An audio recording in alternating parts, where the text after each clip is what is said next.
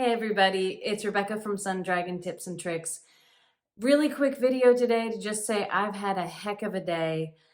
I'm not going to be able to get a video out this week, but my hope for next week is either a video on the decrease that is slip slip purl, which I've been doing a lot of in quite a few of the shawls I've been doing, or another one of those life lessons from knitting and crochet. And this one is on how everything is connected.